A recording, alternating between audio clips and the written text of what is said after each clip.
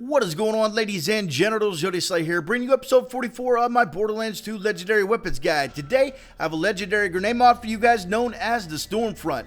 In my case, it is the rubberized Stormfront. In your case, the prefix of this grenade mod may change, but it will be some variation of the Stormfront. Now, if you take a look at the top left-hand corner, mine is only a level 49 version of this.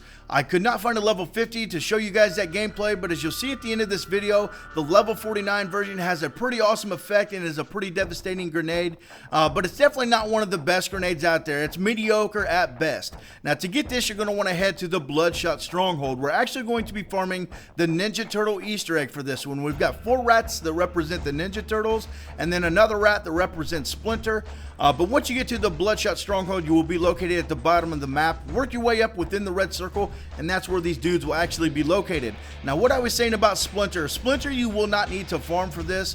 Whenever I did this is actually the second Stormfront I've got. The first one, I deleted the footage. I'm getting pretty bad at deleting some of this footage sometimes, but the first one I got from these Ninja Turtle guys as well, and this one from the Ninja Turtle guys again.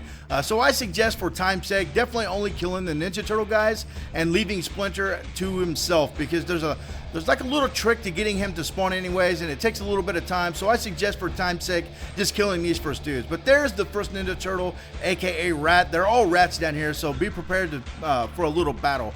But as you can see there, the first one spawned, and I got his health to a certain extent, and then he disappeared. Each of these Ninja Turtles will actually spawn in one at a time until you get their health to a certain level. They will disappear, and eventually all 4 spawn in at once. Now, I suggest doing this with the Siren because it's easiest just to phase lock one of them, suck them all in, and shoot them all together. But you can do this with any class, obviously. I just find it best to do it with the Siren. I chose my Siren to do this over my other classes just because of the phase lock.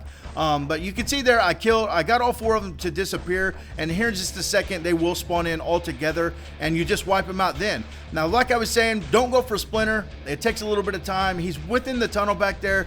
There's a little key code that you got to do, like a pattern of levers and TV stations and stuff like that. It's just a pain in the balls. So I would just stick with these guys. Everybody that I know that got the Stormfront actually got it from these guys here. But there you can see he dropped the legendary grenade mod known as the Stormfront. It's a pretty beastly grenade, but like I was saying, it's definitely not one of the best. You can see it's got a low damage, but the effect that it does is pretty freaking awesome. We'll check some gameplay out here in just a minute. And mine is a shocked version. I don't know what elements they come in, but mine is really good because, as you'll see with this gameplay, what it does is you throw this grenade mod out, like say at an enemy's feet, and it causes a ring. Here, we'll just check it out right here instead of explaining. You can actually see it. But you can see there's a few enemies there. I throw the grenade mod at their feet. You can see it creates that ring around those enemies, and because of mine's shock, it shocks all those enemies within that circle. So it's pretty awesome, especially if you've got enemies with shields. But there, you can see it spits out those child grenades and shocks everything on the outside of that circle after that initial blast actually goes off. But it does have a low damage rate, so it's definitely not a beastly grenade. There's a lot of others out there that just destroy this grenade mod, but the effect is pretty awesome. And like I said, if you're collecting these legendaries, it's a pretty awesome grenade mod to have. Now, you guys can check out the rest of this gameplay. I'm actually going to run down. I did this yesterday, and people were kind of confused by what I said. I'm actually going to give you a rundown on what legendaries are left, what I've got, and stuff like that. So with the legendaries that I do have recorded and that are ready to post, I've actually got the Impaler Shield, I've got the Leech Grenade mod, the Neogenator Shield, and the Skullmasher Sniper Rifle. Those 4 I've actually got the drops recorded. I've only got 4 drops recorded at this point. You might be like, dude, only 4? But listen, we're about done with this thing. I've got those 4 drops recorded. There are 4 legendaries that are actually 5 legendaries that are unconfirmed that I do not have. I do not have the Madhouse, the Shred-a-Fire. Those are both assault rifles. And then these 3 grenade mods. Bouncing Bonnies, Fastball, or Fire Bees. Now, the Madhouse, it's rumored that you get it from Mad Dog and Lynchwood. I don't know about that. The Shred-a-Fire is rumored you get it from Bonehead 2.0 and Air Nexus. That is not true. Gearbox has already said Bonehead will not drop the Shred-a-Fire. The grenade mods, the Bouncing Body is from Loot Midgets.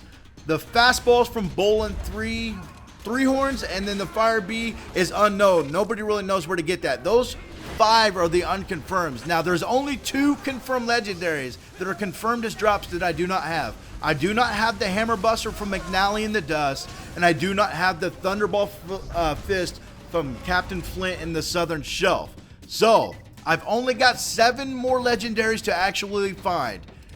5 of those are unconfirmed. Now the grenade mods, with Pyro Pete, I know 2 guys that have farmed Pyro Pete quite frequently, and they've got the grenade mods from them. So I'll probably end up going for Pyro Pete to show you guys these grenade mods. But the Shredder Fire does not drop from Bonehead. That's confirmed by Gearbox. The Madhouse, that's kind of up in the air. But with the Thunderbolt Fist and the Hammer Buster, I'm still working on those. I do have the Impaler Shield, Leech Grenade mod, Neogenator Shield, and the Skullmasher will definitely be posted by this weekend. So guys, I hope you enjoyed episode 44. I hope you enjoyed that little rundown of the end of the last legendaries we've got to go. And good luck on finding the Stormfront, and I am out of here. Peace.